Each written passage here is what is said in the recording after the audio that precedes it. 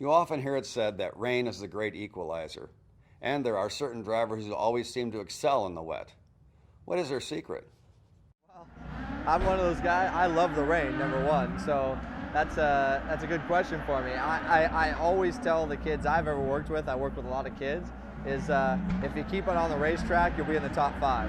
That's what I always say. Keep it straight, keep it on the track, and you'll be good. But for me, it's always about, it's pretty simple. When you get to the track, big corners, it's a rim shot.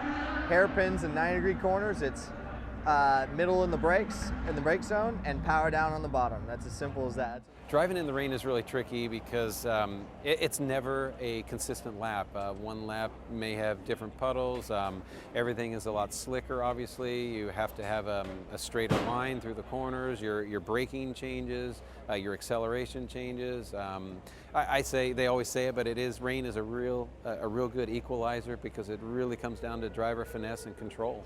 You know, when you go out and run in the rain and run hard in the rain, you're continually looking for that optimum line around that racetrack. And with that, especially with the cars we drive now, windshield wipers, defrosters, and all that stuff has to be prepped by the team properly before you get to the racetrack, so you can actually see as a race car driver. Because I've been to races where the windshield fogs up, you can't see where you're going, and then you can't do anything out there except just hold on.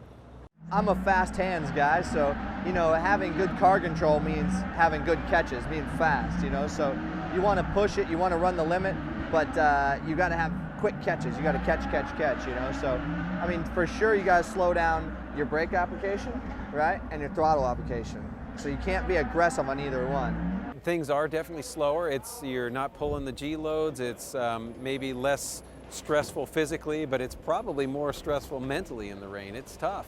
You know, and you're really kind of tiptoeing on a real fine line as far as control with the car in the wet.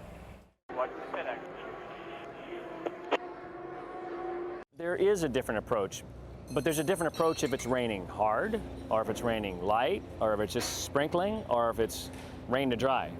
All those elements are going to be changing. You know, if it's raining hard, you may change, the setup on a car. You know, a race is going to be fully wet. You're going to probably change springs, change cambers, change a number of things with the car. If you know it may be wet going into drying conditions, then you're going to be looking at probably keeping the same springs and cambers on your car, and then just changing your line on a track. In the dry, you're able to get maximum amount of braking grip, and so you end up putting a lot of weight to the front of the vehicle when you're braking on the race car, so you end up running a lot of brake bias to the front. In the wet, you can't generate that kind of load, so if you keep that dry bias in the wet, you'll instantly lock up front tires.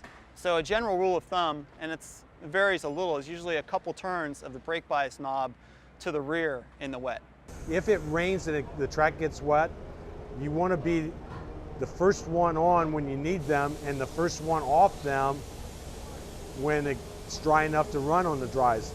The issue with that is typically the first guy to change back to dries is the first one to have an incident.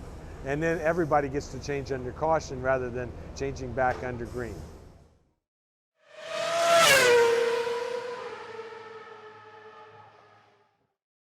Well, in my experience of racing, safe is always fast. And, if you want to finish first you got to finish. And there's so many young kids these days who believe that they got to do everything it takes to keep the guy behind. And, if you don't finish the race, it doesn't really matter. So it's better to finish second and have that on your resume than a DNF.